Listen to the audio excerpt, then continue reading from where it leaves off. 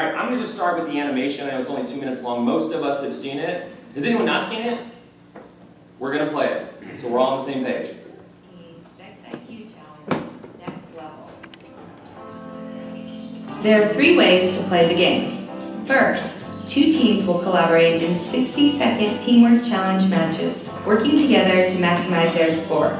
Both teams will receive the same points. Second, each team will have the opportunity to play robot skills challenge matches. In these matches, teams will have 60 seconds of driver control time to score as many points as possible. Lastly, each team will also have the opportunity to play programming skills challenge matches in which they have 60 seconds of autonomous robot operation, no drivers allowed. Vex IQ Challenge Next Level is played on a 4-foot by 8-foot field. Robots and game objects start on the field in predetermined positions. There are 2 building zones in the corners of the field, and in the middle, there's a large hanging structure. The scoring objects used in Next Level are called hubs. Hubs are 5 inches wide by 4 inches tall. There are a total of 15 that start on the floor, plus 2 bonus hubs that start up high. The object of the game is to maximize your score with your alliance partner by scoring hubs in building zones. The first level of hubs that are placed in a building zone are known as low-scored hubs and are worth 1 point each. Hubs that are placed on top of other hubs in the building zone are known as high-scored hubs and are worth 2 points each. But be careful! Oh, me? Robots can only lift 1 hub off the ground at a time. Oh. Bonus hubs are worth 1 point for being removed from the hanging structure and worth double points when scored in the building zones. At the end of the match, it's time to get back to the hanging structure. A robot that is parked underneath the hanging structure will earn 1 point. A low-hanging robot will be worth 2 points, and a high-hanging robot will be worth 4 points. For official robot requirements and game rules for Vex IQ Challenge Next Level, please see the game manual found at roboticseducation.org and vexiq.com. To register a team, find events near you, or ask a question on the official Q&A. All right, so that is the game, and when I saw that video, I did not realize how large the hubs are. They're big. There's a few things that I really like about the game. I do like that you can only, if you learn that you can only pick up 1 at a time. I think that's going to kind of really help clean up so that you don't have the teams that are taking every single hub or every single ring or every single hex ball and scoring them all in one kind of dump. So that is going to make an interesting strategy. I put kind of a PowerPoint together to show my first-year teachers how to score in this game, and then I'm going to kind of hand it over to Steve to talk about strategy of how he would, with his students, play this game. And these are things that you can kind of take. Feel free to ask questions. I would say, let me put that out there, I would say write down questions that you have and kind of wait till we get towards the end. And if we're moving on to a new topic and we haven't answered your question, please raise your hand and ask it, just so we don't get behind on schedule too much. So, the YouTube video, that was the link to it. So there's 4 different kind of zones or things to think about. You've got the hubs and bonus hubs. There's 15 orange, there's 2 of the bonus hubs. Knocking these off, you get a point for knocking these off. And these are worth 2 points, or they're double, kind of a multiplier. You also have the parking zone, which is in the very center of the field.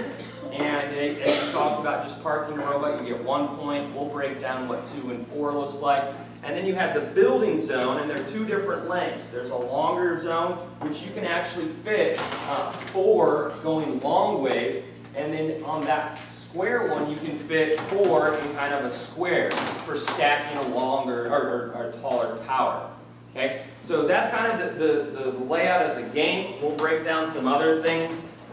Just showing, Steve right now is standing on the driver's side, so drivers can drive on anywhere on this side. We'll talk about strategies and things, but remember your kiddos can move during their driving anywhere they want. So if they're over here picking up and they want to move closer to the building while they're stacking, they're welcome to do that. Go ahead. I think the rules will say that they have to be between this end of the field and that end of the field. Correct. On this side. There are times when if the robot falls over or something like that, they need to rescue the robot. Then they're able to move around as they need to before they can start the robot again. And going on that point, anytime you have to rescue or fix your robot, you put your robot or your remote down, and then you can pick up the remote or pick up the robot. You just have to make sure if you're in possession of a hub, you're holding on to it. It's just like the rules last year. You have to put it out of bounds. You have to take it out. So you can't strategically move these hubs towards the center. One suggestion, have your kids practice starting exactly in this area. We tend to get a little slack at our practices where, you know, they can run it wherever they want to. Make them practice over on this side. That way they're going to be more comfortable because they know that's one of the rules. You don't want to end up in a tournament where suddenly the kids find out, oh, they have to be in this area. But the one kid is used to driving the robot right here so he can see the hubs really well. Yeah. Make them practice just like they're going to run at the events, as much as you can. It's going to be helpful for them. And I would say, as Steve's kind of saying these, or we're going throughout the day, you might mention or say, well, we were at an event where a referee allowed our students driving over here. That's possible. The referees are volunteers. They sometimes learn the game that morning at events. So they do their best. The event partners do their best of getting educated, trained, informed refs. But sometimes you'll go to one event, they allow them to drive here. Others, they go behind you. We're going to share what the rule says. And you can politely is the key word there, talk to the event partner to say, I don't think that's the way I interpret the rules. If you're snooty about it, typically the event partner, when you come up to me with a snooty attitude, I kind of put this barrier up and be like, okay, it's going to be like that. But anyway, just be respectful, and when you go from one event to another, sometimes they're a little bit different and lenient. I'll just show you how the hanging works, and then we'll kind of break down the field and everything like that. There's 1, 2, and 4 point hanging. 1 is just being parked in the zone, outlined by the black line in between the hanging posts. And then 2 points is a war. How much of the robot has to be in that zone? You can answer that one. It's all. Is it? Yeah. I didn't read it. Oh. That's going to be important. Whether the robot has to be completely in there, whether some part of the robot has to be in there. What is it? Wheels? Yeah. The wheels have to be in, back up to the other page. Yep. We have the parking zone right there. That's the area the wheels have to be in. The hanging for 1, 2, and 4. 1 is just driving and parking in there. 2 means it's off of the ground, nothing's touching the ground. And 4 is defined by height, is above the bottom of that 4 point marker, or it's also the same height of a hub. So a ref, I believe, I don't know if this is official, but since this measurement is the same as this measurement, and if this field is on the ground and I don't want to bend down and look every time, I think we'll see refs just taking a hub and putting it under, and if it doesn't come in contact, then that will be a clear 4 point hang. Just to kind of show right now, this is the stretch bot, does not reach the top bar. Now we will show you when we talk about building the robot that they did come out just like a week or 2 ago of a new robot which is called Flex to play this year's game, and we'll talk about kind of strategy of how to play it. But I did want to kind of point out, a few things that I didn't realize on this field. And the one, and this is what's been kind of nice about having YouTube and people that like to share their videos, is because there's already tons of videos out there of people playing this game. But like one really interesting thing that I didn't realize is these blue little strips right here actually prevent you from doing this.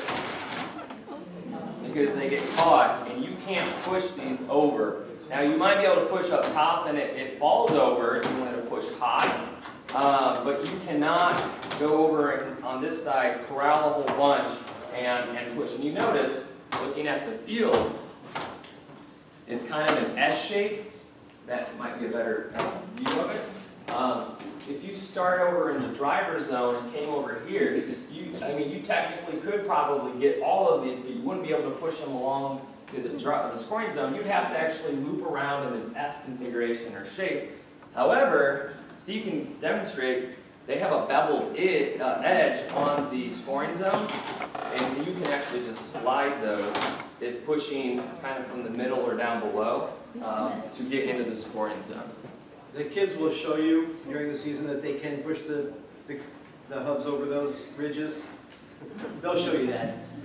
Not going to be the most reliable way to do it. It's going to be, sometimes it'll get caught. Yeah. That's the kind of thing that we need to point out there. Stretch spot from last year is not large enough to pick up a hub, so the arm in it is not large enough. And we're going to talk about this during the Building Your Robot. And I understand first-year coaches or first-year teams, a lot of people would build stretch spot, and they would take stretch spot to the competition. It would look identical to the instructions.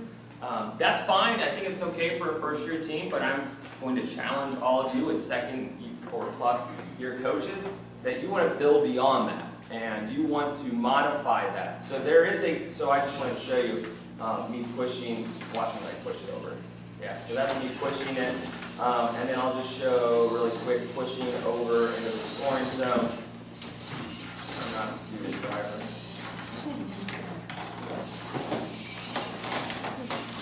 And it just easily goes over that little belt. I really do challenge your students to kind of think of a way, like I think FlexBot and Steve and Paul will talk about it. FlexBot is kind of a really good start, but before you even get there, well, let me back to this. Yeah, back to the game. What questions do you guys have right now about scoring? Yeah. Can you go over the blue? Drive over? Yes. I'll do it right now. Yeah, you can. But that's They're allowed to drive on the field however they want to. It will upset the way some of the robots drive, especially if they're carrying some hub up in the air. But yeah, so they're totally free to drive however they want to around the field.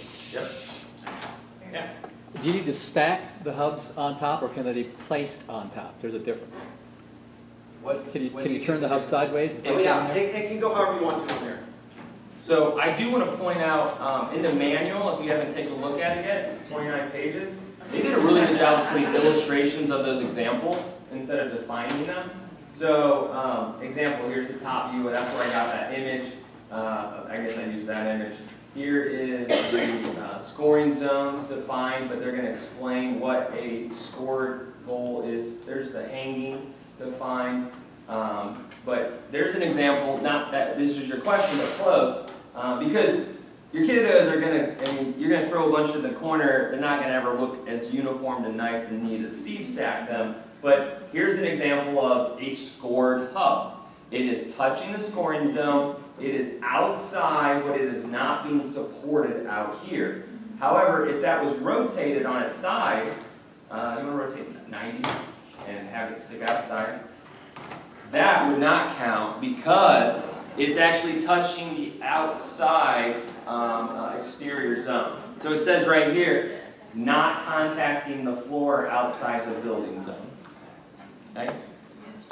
These are low scored, these are high scored. So low scored, these are this is your very hopeful, like champagne fancy pour thing. I don't know if you'll see that, but here's more of an example of it hanging outside.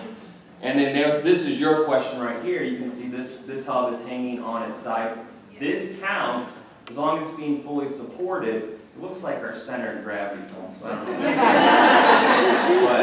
I don't know, they somehow managed to figure that out. And so we can see this one's not scored because it's in, but it's contacting the floor. This obviously would not be scored. And again, this is a doubler, so that's worth 2 points now.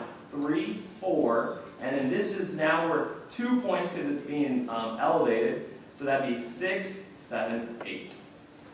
If you don't, I talk fast sometimes, so if you don't know what the heck I just said, let me break that down for you. Yeah. I will, yeah. So what happens if they build stack one, slides off, lands on the corner, still up, and it's on that blue section. Does that count as high score or low score?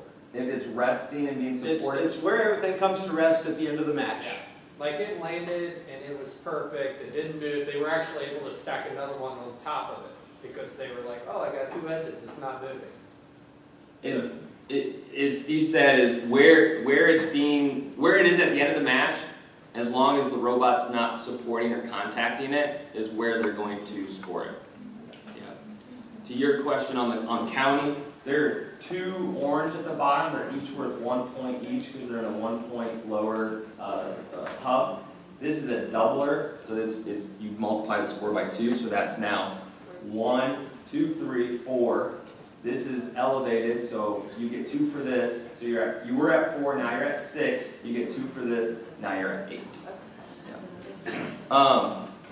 Now I have seen videos. This was a Heritage Christian video where I don't know how Steve would tell me how you would score this, but I have seen videos of kids knocking this off and it rolling into the zone. So let's say it's 3, 2, 1, knock it off, and it rolls in after the buzzer. It's all where it is at the end of the match. One thing that I generally tell refs is we want to give the kids as many points as possible. That's something that you can share. The refs aren't there to stop them from scoring points. The refs are there to help them score as many points as they can. And so what the rules say is when everything comes to rest. So if this does bounce off the field and roll, and it's kind of up to the refs as to when to stop it, as to how slow it's rolling. But if it ends up totally in the scoring zone, it would count. I don't know if that's a good strategy to try to Absolutely not. maybe a fair strategy is to hit them in the right direction versus, instead of chasing. But I did see that video, it's kind of funny. Kid was like you just... Question that was asked the other day. You get 1 point for taking them off here, regardless of where they end up. And then this is worth 2 points if you actually manage to stack it on the ground. 2 points, twice as many points there, twice as many points up here is 4 points if it's stacked up there. So you'll get that 1 point if you take it off, which I think the scoring app doesn't require you to take it off to score it over here, which is just a mistake in the software. But it would be off there if you did that. The other thing which is missing on this field, there's a blue border that goes right around here. Cones that are sitting on the edge are not touching the floor. They are in the scoring zone. So this is a high hub. So it would count as 2 points for being on the edge. Even though it's not supported by, assuming I think it only has to be touching there should be a blue beam that covers this edge. And assuming that this is only touching the blue beam. Yeah, there are. I just didn't put them on there. I thought that should count as being in the scored zone. Again, if this is on the edge where it's touching the side, touching outside the scoring zone, maybe up to the refs to decide exactly how that's scored. There are supposed to be these. Is that what you're getting at?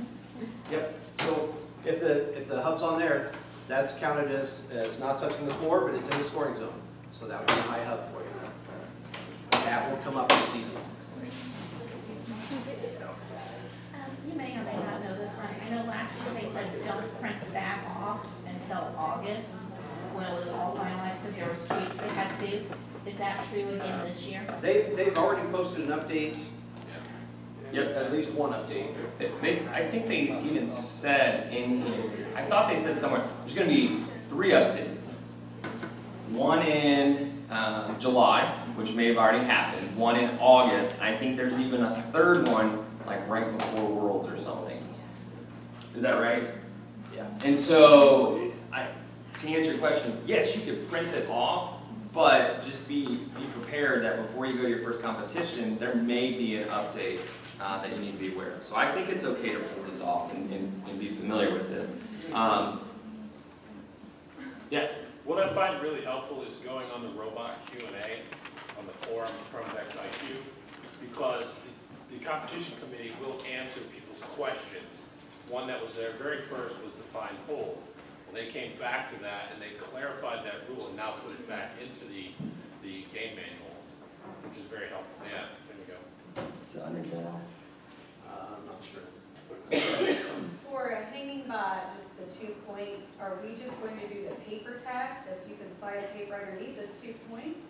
I mean, is that going to be the? Just see if it's off the ground. Yeah, that would work. And all you're doing is making sure it's not contacting the floor. So the paper test, she's just saying sliding paper, if it touches the paper, it's not hanging. That's it. Yep. And going back to what Steve said, you're trying to give the students the benefit of the doubt if they've earned that point. So I mean, if you need to get a piece of paper out, that's fine. As a ref, if I think there's a gap, I'm going to get it. That's my referee strategy, is I'm giving it the benefit of the doubt. But I mean, I will go down and look, and I see a gap, it's theirs. I mean, if you want to get a piece of paper, make it dramatic, I guess. You know. Last year's game ran, I mean, it was so easy to set it up and keep moving. And Yeah. since we hosted the first event of the season, like, what can I do to make things slow down? So we had to come up with little things like that. I've never heard anyone say I need to slow down. You're running efficient events if you're needing things to slow down, I guess. Yeah. Just a question. You're saying that, because I couldn't see it real well, but if a hub is on that blue line or on the outside, it is scored as a high hub. On the wall, right. Because I guess because the way I read it in here, it says the exact opposite. I just want, because it says that's a barrier. Is that not considered a barrier on the top? I'm not going to argue with you. Oh. I will look at that and confirm that before this afternoon. Okay, because Just to make I sure. told my kids no. And Yeah. I'll clarify that, because I have seen people ask questions about that. yeah, I saw that too. That was like, oh man. And then do you have to have all your wheels in the park zone? It says you need to be fully supported in the parking zone. Fully supported. It says contact. It is contacting the parking zone. Contacting. How would you say that? Just touching? That just means it's touching something in the square. So that means one wheel is touching the ground in the square, the claw is touching the ground in the square. Okay. If that doesn't change, Have all 4 wheels. I lied. right, that just means they Brad, you're barely gonna got edit to go that part out of the tape. And does that include the black line around it? So the parking Can zone you go is. back to that slide. You have it? So there it shows, including the black line. Yeah, and it defines that parking zone right here. The black lines are part of the parking zone. So, I mean, you could probably do your paper test to make a wall to see if it's touching if you want to. I know the wheels are round, it might be hard to judge, but if it's touching. And then, this is going to be a low-scoring game, so I don't mean to knock off to say that refs aren't accurate with their scoring, because we do take it very seriously. And this is a low-scoring game, so 1 point could be a major factor in this year's game. But going back to Steve's point, I mean, Steve has coached a lot of refs for our state championships, and I've coached a lot and helped a lot of refs be trained. We say that we give the students the benefit of the doubt. We're going to be fair if they earn the points. And that's the way we kind of phrase and talk about that. Steve, have you, or has anyone figured out the maximum number of points you can get? Is We'll do that. We'll do that just a little bit. Because I'm interested. Yes. So one of the apps that I'm using is the Vex Iq Hub. When you use that, you can go through and determine all the point values really quickly just by clicking the icons. And if you stack them all on the wall, the maximum point that you can get is 48. If you have at least one on the ground, then it's 47. So what I think Garrett's saying is that your technical max score, which we will break down eventually, would be putting it in a not ever possible, where you only have one on the ground and everything else would be 2 points. So that would be a stack of 17. I'm going to say it's not possible because someone a parent might come up with a solution for that. But I do not. I think it'd be fair to say we will not see a 17. Will we, Steve? We will not see a 17 stack cylinder. But we'll break down scoring and points here in a second. What other questions? We're actually perfectly on schedule, because at 9 o'clock we're supposed to transition into competitiveness. Yeah? So maybe we'll get to this when we're talking about the hanging robot, but it seems like to have the robot be tall enough to get to the bar exceeds the dimensions. So, I want to explain the dimensions, making sure you guys are aware. The dimensions are 11 by 20 by 15. But the height is a variable dimension, meaning at the start of the match, you can exceed past 15. And we're going to explain all of that later in the day when we talk about making your robots. But your starting dimensions are 11 by 20 by 15. Once the match starts, it can go as high as it wants. So it can... There's not a limit. I thought not on height. I thought it said it extended to a certain height. And StretchBot last year, this in the lowest positions, like 9 or 10 inches, but it extended with the little eyeballs, like 17, 19, past the 15. So this was actually made by Vex. It actually goes out of the barrier. I don't know what T-Rex is. If anyone wants to build T-Rex for this year's game, that might not be legal. They have short arms. They can't really support them. Now, going back to the hub on the wall question, they may have updated this because I do know what you're talking about on the forums, and they were talking about it. Now, as far as the forums go, someone brought up forums, and I'll circle back to that rule. This is the Vex Iq Form they were talking about the game. Here, where they post the updates, so it looks like actually in June they made an update. But they have questions on here that are official responses from the game committee that designs the game. So you can really you can nerd out hard by going on the Vex Iq Forum and seeing what people are talking about and seeing strategies, and it's a very similar discussion that we are having. The coach's corner that we have is what we made more of a, I guess, personal Hoosier, Vex IQ only coaches that want to interject. To your hub question, it does say high-scored hub is not contacting the floor or barrier. And then if you go to barrier, a barrier is defined as the blue and or white Vex IQ that outline the building zones, which are these. So it looks like you should not be contacting. Right. That's a floor barrier. Gotcha. So that's one point. My bad. That's okay. I mean, yep. It is hard to keep up, and it's possible the first version didn't outline it that clearly. So, to your point of, yeah. But then this picture that they have on their manual, that is touching a barrier. That one right there. That one's touching the barrier. That's high. This is low scored. Oh, okay. That was a high score rule. I don't know if you guys are getting dizzy with my scrolling. This was defined for high scored that I was talking about, non-contacting the floor. So if one is sitting on the wall, that is low scored. Even if it's sitting mostly on another hub. If it's touching the barrier, then it's low scored. Which I think means we can't get 48 points. Yeah. Because we can't stack them all on the edge. Oh, you need the one on the bottom.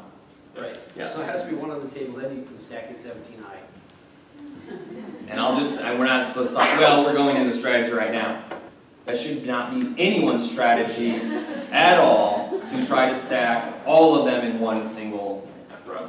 But it is a good problem that you can present to the students. Mm-hmm. What is the maximum score you can get? And so that's where we start to break things down and say, well, we have 1 point for getting this off, 1 point for getting this. You have every one of these hubs scored as 2 points, except for the one on bottom. Have those scored as 4 points. And I think then the only other thing is both robots hanging on the bar. And that should add up to 47. Moving into the theme of kind of the competitiveness of planning your strategy, I have on my early presentation for first-year coaches breaking down what a build season looks like based off of theme. So my very first day with my kiddos, I don't bring out the robot. We talk about what we're doing, what we did just now. This is the game. How do we score? What's legal, what's not? So all the kiddos know, and when we get stumped with a question, just like we did, we go to the manual and we try to define it. If we can't define it, we go on the forum and look. We post on the forum, we post on Vex IQ, we email Randy, we ask other coaches. Like I say over and over again, and I'm just going to repeat this, we don't always know all the answers, and we don't need to know the answers, but we need to know how to find those answers, or have the students know how to find those answers. So one of the very first things I do is I try to figure out how does this game work, how can we score points, and then we start having discussions on what is and should be our strategy to play this year's game. Realistically, how should we play this year's game? And I'll let kind of Steve lead that conversation, and I'll interject if that's what you would want to do. But like, what are good strategies to think about? And keeping it simple is always the thing that I like to start with, and coming up with small benchmarks. If kids say, I want to knock down both bonus trays, I want to pick up all the hubs, put them on both corners, and then stack a bunch and hang at the fort. No, that's too much. And you don't tell them that. You get them to steer the conversation towards, let's be realistic and say, let's figure out how to get a hub over there, and how many can we realistically fetch in 1 minute.